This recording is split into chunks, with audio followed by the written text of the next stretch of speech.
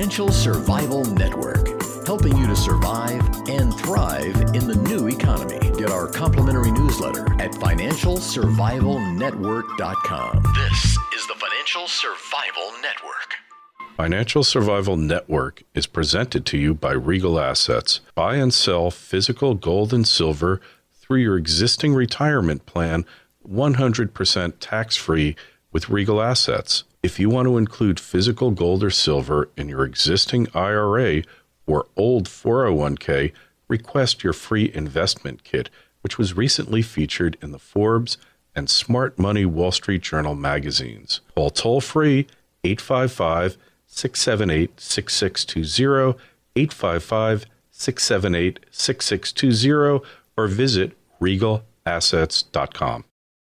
This is Kerry Lutz. You are listening to the Financial Survival Network. Don't forget, go to preparewise.com. Get your emergency preparedness food now. Don't wait. And they've got a special deal. If you're a Financial Survival Network listener, just put LUTZ, L-U-T-Z, in the promo code box, and you'll get a really great deal. And speaking of great deals, we've got Diana Zoppa on the line now. We're catching up with her. It's been a few weeks because she's been working on the seedevent.org. Diana, how's it going? Very good, Kerry. How are you? Doing good. Doing good. So you've got like multi-thousand people coming to this event. Well, it's on Saturday. Here it is. I'm happy to say. Yeah, we've got about 2,000 people so far registered. It's a one-day event, right? So, Vancouver has just gone through 80 days of straight sunshine, and today it's clouded over, and we've got a real big media push going on for the next few days. So hopefully we can encourage a few people to come and join us on Saturday while it starts to rain, unfortunately. And, I promised Gerald Salente it was going to be sunny. So I think it's going to be sunny tomorrow when he arrives. It's going to be pouring rain after that. You don't go to Vancouver for the fine weather once summer's over. You know, summer I know is like a great time of the year. It's beautiful, but the whole other 8.5 months of the year besides summer, you know, you basically have gray skies and rain. And I think that's where you could really get that thing called the SAD, seasonal adaptation disorder, because going months without sun definitely does something to you. That's one of the things I found moving down to Florida, which, you know, I just did over the past week, is I'm walking every morning at least 2 miles, because it's a mile to the Starbucks and it's a mile back. And good for you, Karen. Oh, I love it. Hear. Yeah, it's been 80 plus degrees every day, a little bit of rain here and there, but that's what you expect. And I'll tell you, you know, something I didn't appreciate till I moved down here, Diana, is New York's infrastructure is horrible. You know, the roads are in shambles. We've got internet, but it's not great. It just is, everything's a mess. And down in Florida, all the infrastructure is new, from the electric to the internet to the highways. The highways are as smooth as a baby's behind. It's unbelievable. And everything is cheaper. I mean, I went to a place today, got my car washed inside and out, got the wheels done, and it was $10. And, you know, in New York, it would have been $15 or $16 at the good place. And they fawned over my car for like 15 minutes, rubbing off every little speck on the windshield. I couldn't believe it. And what I was concerned about, me being a foodie, and I know you guys are too, is like, how good's the food going to be? Well, they've gotten like a young crop of Nouvelle chefs here in northern Palm Beach County, and the food, I went to a couple of incredible places. It's just so good. So what does that have to do with you and what you're doing? Probably not much. Well, I guess, but we're catching up. Going back to some of your comments, I mean, the differences of living in New York and Palm Beach, of course, is the weather. And the weather, as you know, takes a major toll on infrastructure. Oh, yes. So all those roads, and I mean, there's a big population difference there too, right? So, you know, being a Canadian and going through winters here. Vancouver doesn't get the winters that the prairies do, mind you, but cold weather is, and rain, sleets, hail, all that sort of stuff is very Sure. detrimental to the environment. It's hard on houses, paint jobs, and so when you're living in an environment where you have very little weather change and straight sunshine, it's pretty clean, and it makes a big difference on the environment. Oh, for sure. I mean, I haven't hit a pothole since I left New York. There you go. No exaggeration. And this is not an ad for everybody to come move down to Florida, but the other good thing that Florida offers is favorable tax and business environment, no state income tax, and the regulatory environment. They don't have this government out of control. I mean, there's states that are better than Florida for business environment, but people are still coming down here. They're still selling their houses in New York, in the Northeast, and getting the heck out for warmer weather. And I was so happy today. It was 57 degrees, and it was rainy in Westchester County, and I was here, and it was 81 degrees, and the sun was out. So if I needed any further reaffirmation of the decision to move here, that was it. I love it. Well, and don't forget, you got the baby boomers making these moves to warmer weathers, and the population changeover is happening. So, you're gonna do just fine down there. I'm envious for this winter, but as you know, I mean, Sean and I'll have a little flexibility now with Connor. Sure. Our son is going to a different school and such, but. Yeah, it's going good. He's came home on the weekend, and we had a great visit. And it was his birthday weekend, and we had a really nice time, Canadian Thanksgiving. And oh, that's right, happy Thanksgiving. And, so anyway, back to sort of talking about life. Back to the Seed event. I've been working like a mad woman to get this all finished. It's coming together. We've sold probably about 2,000 tickets, and we were pushing for 3, but we got a big media push happening right now with all of the speakers. Gerald arrives into Vancouver tomorrow, and he's going to be on Fanny Kiefer on Friday, and then the Rush show, and that's on Global. So if anybody wants to tune into that, he will be on there. And David Wolf and Adam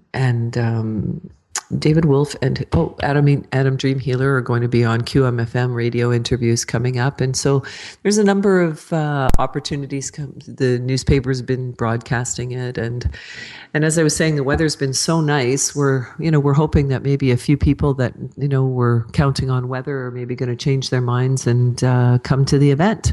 It's last minute. Vancouver's known for last minute, so we're hoping to see another big spike in tickets. We had an article yesterday. We did a little sales for us.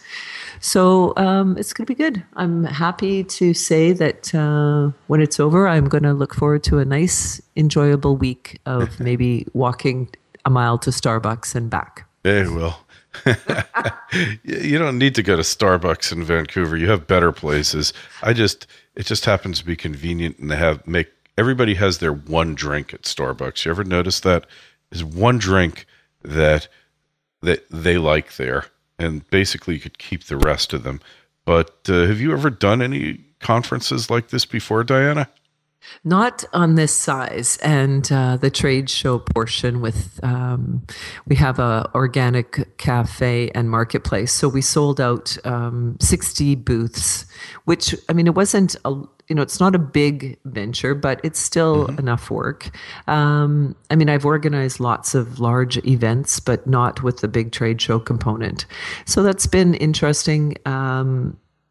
To just understand all the details. But, you work with professional production companies. They do a lot of the work. It's really the organization of getting the written materials to the vendors so they're clear on the procedure and what they need to do and how, and times and setups and things like that. So next week, I'll tell you, I'll let you know how, all of the if there was any major challenges. How about that? Well, there's going to be challenges, but you know what? If you're like proactive and you've got a couple of good people to help run around and keep things together, once the thing gets started, it kind of takes on a life of its own. I used Oh, to. absolutely. And, we do have a really good team. The Seed Foundation is based in Calgary, and we partnered together after they did the Calgary event. And the Seed event will happen again in April next year in Calgary, and then back to Vancouver next November. So it looks like we have a long-term plan, and there's a few details that we'll sort of move towards after this is done. And so it's we'll have a change of lineup, of course, but I mean, I think that the intention is to definitely continue and do it again. Yeah, I've well, actually had some other really interesting offers this last little bit. I had the Vancouver Fashion Week come to me and really. inquire if I was interested to take them to another level. Wow, that's great. That's Yeah. really good. You don't usually think of Vancouver in fashion, but hey, if they're there, then it must be something to it.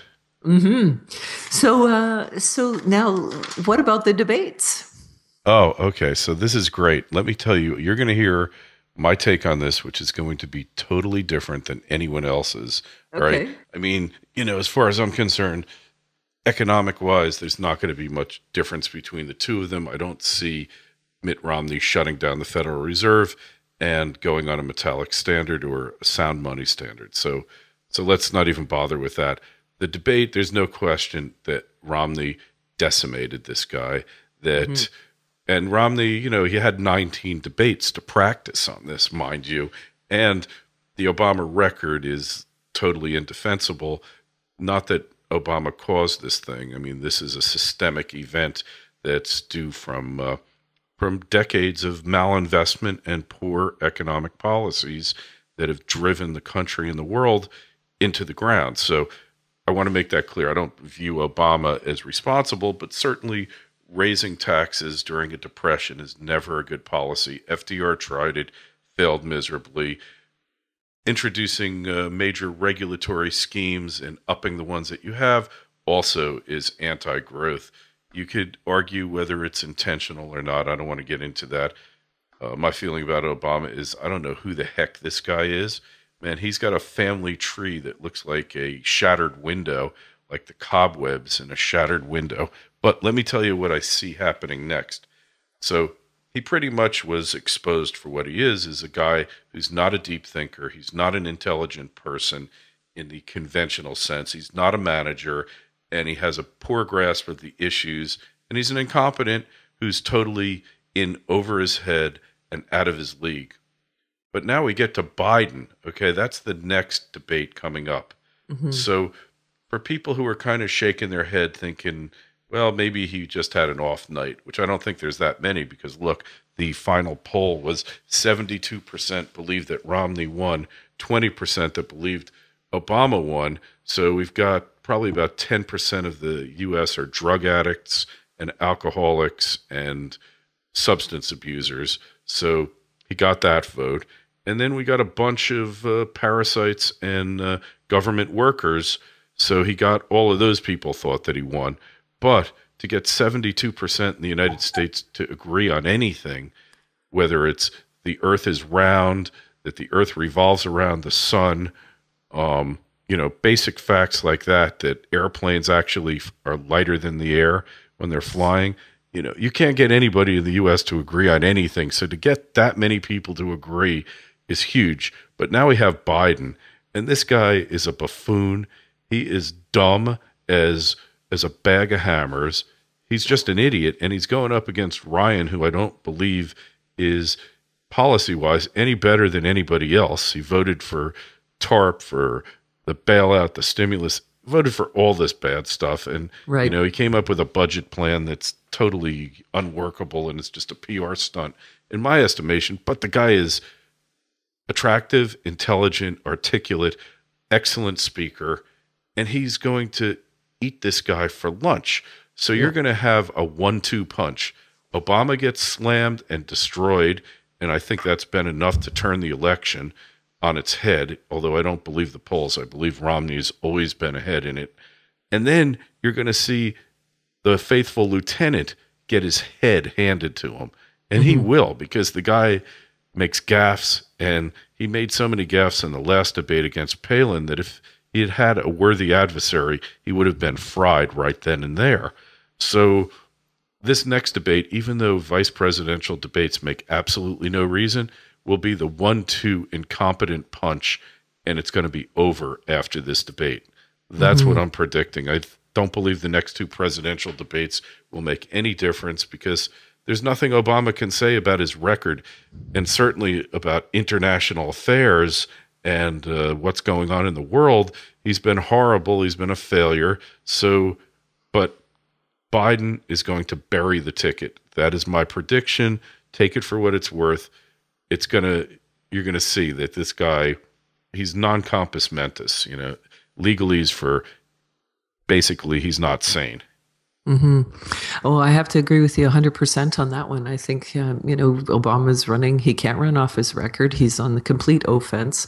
And, just look at, let's just take the Big Bird, public television discussion alone. Can't we keep Big Bird out of it? Can't we all get along? The memory of this, these debates and this discussion, because it's just crazy. I mean, he's in the position of complete offense, and he doesn't have any support underneath him backing this. And so I think that you're right. I think we're going to see Biden will probably be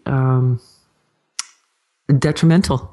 Oh, I think we're both on agreement on that.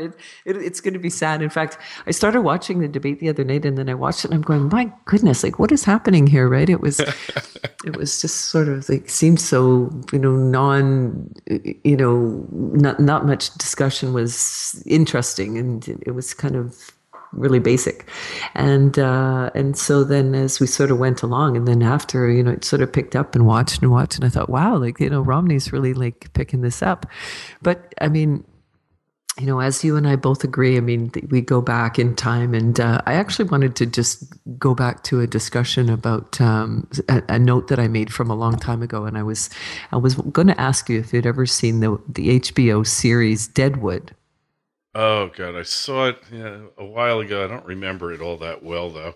Wasn't a regular viewer. It just goes back, I mean, to Deadwood, South Dakota. But, this town was a gold rush. And they actually, Hearst, and they mined that gold mine until 2002, do you know? Really?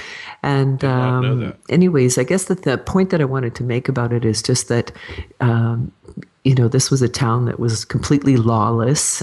Certainly you have, the hierarchy that's growing within. But when you start to see the government, moving in, and just the corruption and, the politics behind the scenes of what really goes on, I mean, nothing has changed. Nothing has changed. And even, we've been tuning into this other HBO series, the Boardwalk Empire. Here's another one, and I mean, my God, it's just nothing's changed. It's just the same. All these elections and politics are all run behind the scenes, by other people. People, the money people, the corporations run the show, and the whole thing is, the whole thing about voting is just, I don't know. It's just something to keep people thinking that they're involved. That's all.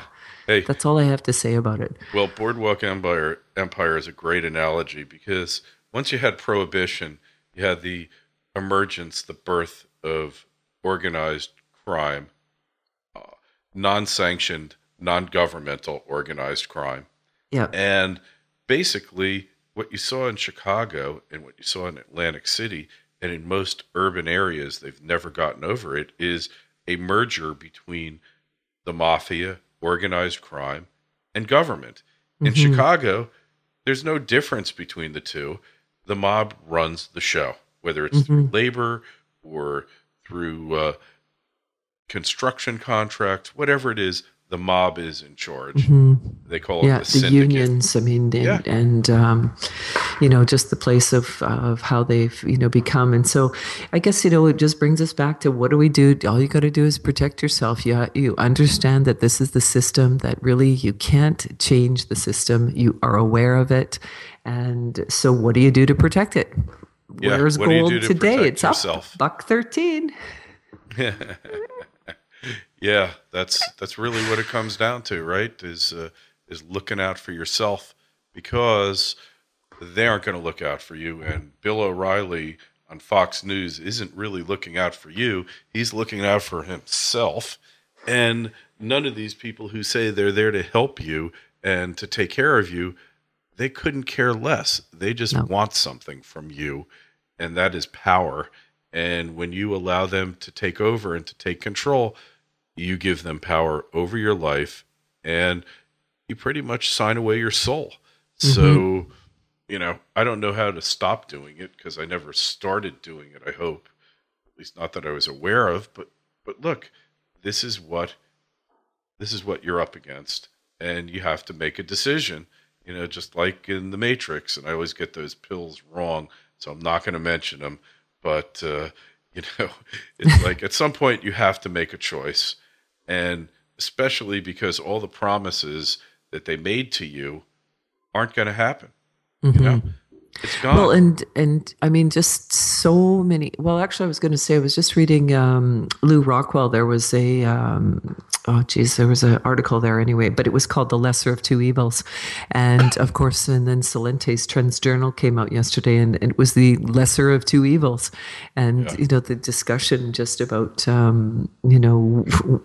there's no difference from one side to the other, and I mean, you and I end up in this conversation every week, right? Because we understand that that's the reality of it, and yet people don't. Not all people realize that that's the case, but I guess the point I wanted to make was just that, there's more and more people that are working for the government, that are on government entitlements, and I mean, whether it's Social Security or however they get money from, food stamps, however they're getting money from the government, it's that number is growing and growing and growing, and so.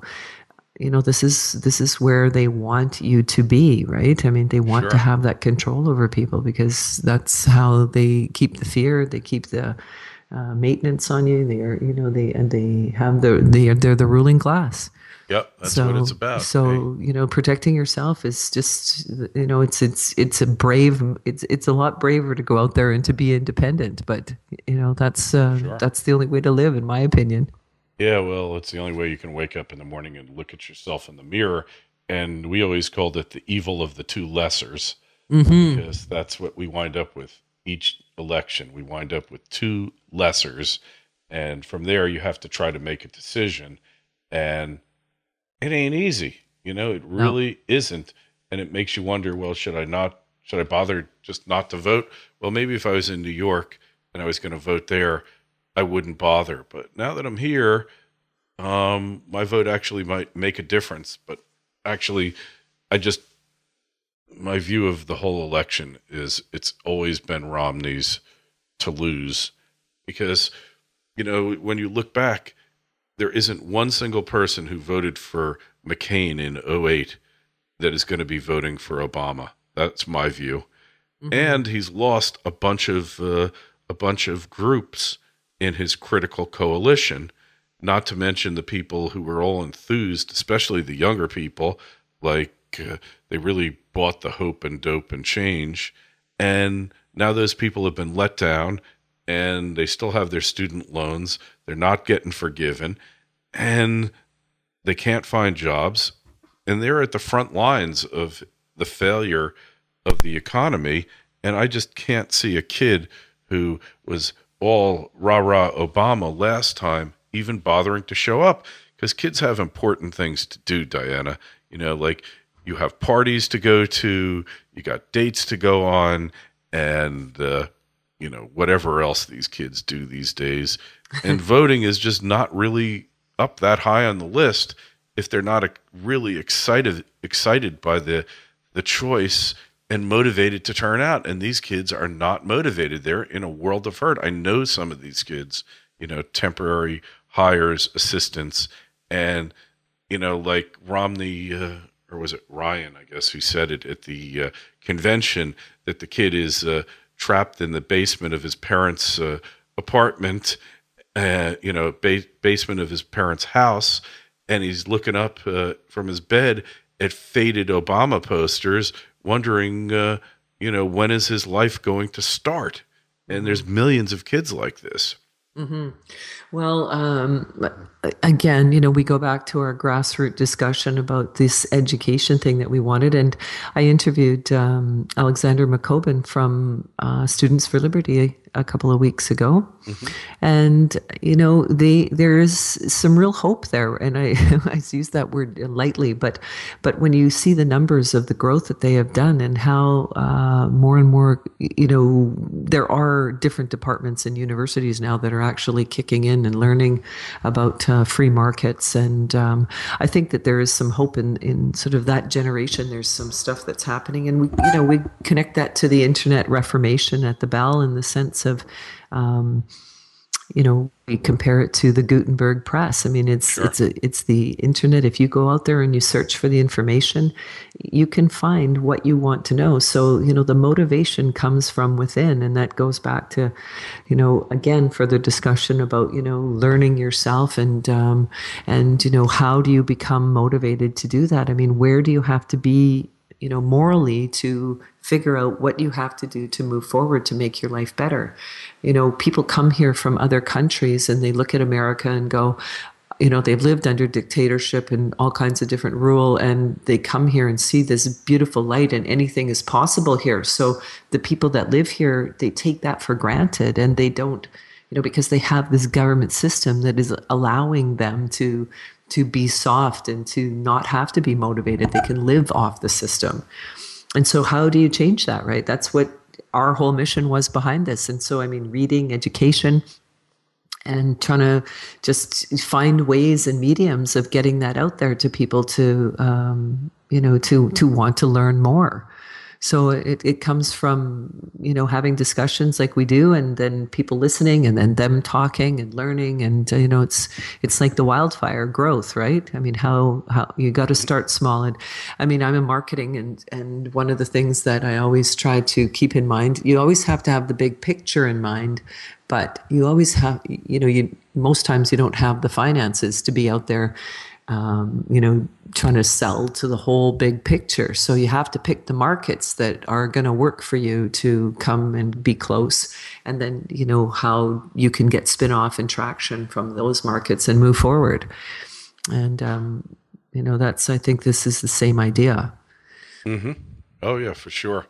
You have to pick those areas, and this is one of the big problems with education. And I'm hoping to do some volunteer work for the schools around here. Maybe they'll, as long as they don't look at my website, I think I'm okay. I might have a shot. Hey, I'm reading a really good book right now, and it's called, but it's by Bill Bonner. It's called Mobs, Messiahs, and Markets. Have you heard about it? Uh-huh. Yeah, I know, Bill. Yeah. Did you read it? Didn't read it yet. Okay, yeah. Well, you'll enjoy it. And I think for a lot of people, I mean, there's so many great books out there, and especially just when you tune into history and, this goes all the way from witch hunts and modern world war and, just the whole terror.com goes right up to the .com in real estate. And Right. I mean, it just, they basically are saying that, people have always been caught up in frauds and Sure. it's always, there's always been conceit and there's always been deceit. And this book is just, it shares some sort of deeper secrets about, investing and it goes into well-being and it talks about you as a person and it goes exactly to what we're trying to achieve. So I found it really interesting. I'm sure most people would. I'll bet it sounds fascinating. And yeah, it's so easy to get sucked up in what's going on here and to lose sight of what the important things are. And like I was saying, there's just is no course for really finding what you love to do in life and figuring out how to make a living at it. And David Galland over at the Casey Research Group interviewed him a number of times. And it's like he says the advice that he gives to anybody, young person who comes to see him, and I guess a lot of people do because he's well known in his community and he's very successful, is find something you love and spend 2 hours a day studying it, learning as much as you can about it. And then within 6 months, you'll become an expert and people will start paying at some point for your expertise in that area. And I couldn't agree with him more. It's like your passion of doing this event, that's how you've translated your passion. Me doing the radio show and website and all that. And it's just so important to stay focused on that picture. It's really crucial. Really is. No, you're absolutely right. I think, that's the basis to a fulfilled life. I mean, finding the work that you really love and being able to do it and be paid for it, that's like dream life, isn't it? I mean, yeah. Really? Sure. No question. And I wanted to follow up. Did you get one of your silly laws, one of the laws that got passed in this last year? Oh, there's so many. Who can keep track of them? Well, I think last time we talked, we were going to pick a law. To talk about, remember? Yeah, right. And I'm sorry, you've been too busy. I forgot all about it, but I will. Well, I wanted to I pulled out a couple. I wanted to say, hey, Utah banned happy hour. Utah banned happy hour. They banned happy hour in the daily drink specials this year. Banned happy hour in the daily drink specials. Funny for some reason. It's just like, why would they do that? Well, they're just banning fun. Isn't that what it's about? I love it. Yeah. Okay. Well, so we'll see you at the Silver Summit, I guess, if we're going to be. Yeah, I hope you guys are there. If we're going to be there. I hope you're there. It would be great to see you there, and I will definitely be at the Silver Summit. So if you're going to be in Spokane, if you're planning to attend, just look for me. I'll be interviewing people. I don't think we're going to have a booth there, but we are going to have a lot of fun, and we will talk to you next week, Diana. Great luck on the event. I hope it really goes well. I'm sure it will. Okay, thanks, Carrie. Good luck and enjoy that sunshine. Oh, I'm going to enjoy it. You got it.